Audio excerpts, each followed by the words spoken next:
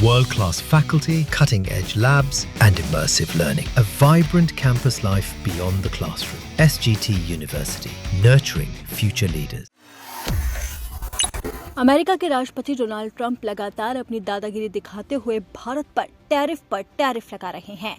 जहां पहले उन्होंने 25% टैरिफ लगाया था, तो वहीं अपने गुस्से को दिखाते हुए उन्होंने उस टैरिफ को डबल कर दिया। डोनाल्ड ट्रंप को लगता है कि इस टैरिफ वॉर की वजह से वो भारत को झुका सकते हैं, लेकिन भारत दबने वालों में से नहीं है।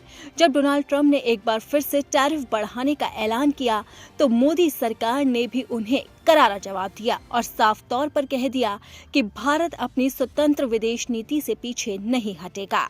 अमेरिका को लगता है कि वो इस टैरिफ वॉर की वजह से भारत पर जबरदस्त तरीके से दबाव डाल सकता है, क्योंकि जैसे ही टैरिफ बढ़ेगा वैसे ही महंगाई बढ़ेगी और देश की अर्थव्यवस्था भी हिलेगी, और इसीलिए भारत अमेरिका के आगे झुक सकता है। लेकिन ये सच नहीं है, क्योंकि अब भारत ने भी अमेरिका के टैरिफ वॉर से बचने का तोड़ निकाल लिया है।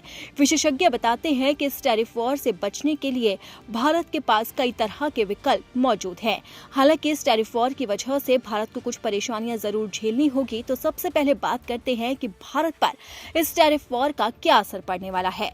अमेरिका ने भारत के निर्यात पर 50% टैरिफ का कड़ा फैसला लिया। इस फैसले के बाद लेदर, केमिकल, जूते, ज्वेलरी, कपड़ा और झींगा के सेक्टर में तूफान सा आ गया है। ये टैरिफ रूस से तेल खरीदने की सजा के तौर पर लगाया गया, जबकि चीन और तुर्की जैसे देशों को इससे छूट मिली है। विशेषज्ञों का कहना है कि इस कदम से भारत के अमेरिका को होने वाले निर्यात में 40 से 50% की भारी गिरावट आ सकती है।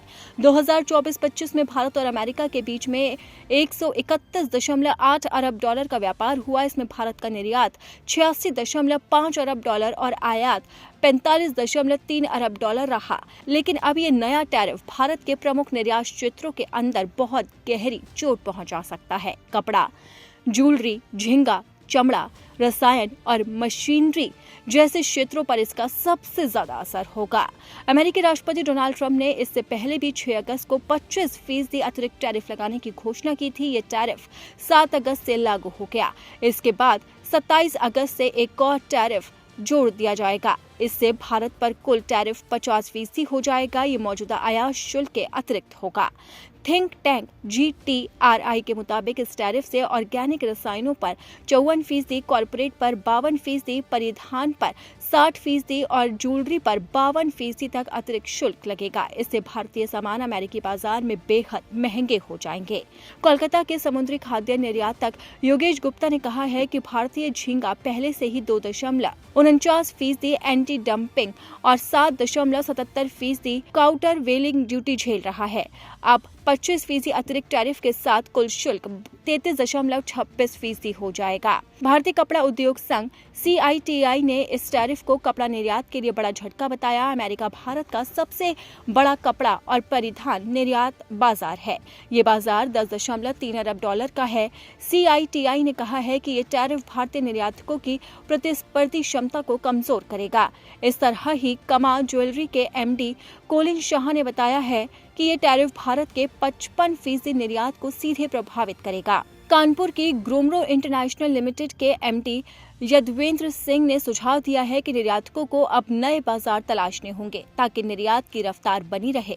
निर्यात इस उम्मीद में है कि भारत अमेरिका के बीच में द्विपक्षीय व्यापार समझौता यानी कि BTA जल्द पूरा होगा, जो टैरिफ की चुनौतियों से निपटने में मदद कर सकता है। भारत और अमेरिका एक अंतिम व्यापार समझौते पर बातचीत कर रहे हैं। इसका पहला चरण इस साल अक्टूबर-नवंबर तक पूरा होने की उम्मीद है। हालांकि भारत कृषि, डेयरी और उसी के साथ ही दूसरे उत्पादों पर शुल्क रियायतों में कोई समझौता नहीं करेगा। निर्यातकों को उम्मीद है कि ये समझौता उनके लिए राहत लेकर आएगा, लेकिन अब तक टैरिफ की मार से बचना मुश्किल है। लेकिन विशेषज्ञों का ये भी कहना है कि अगर भारत दूसरे विकल्पों पर जाता है, यानी कि अगर भारत दूसरे बाजारों की तलाश करता है और वहां पर अपने सामानों का निर्यात करता है, तो उससे अमेरिका के टैरिफ का कोई असर नहीं पड़ेगा और न ही अर्थव्यवस्था डगमगाएगी। तो अब देखना होगा कि ये टैरिफ वॉर कब तक जारी रहेगा और इससे इंडिया बचने के लिए क्या कड़े कदम उठाता है।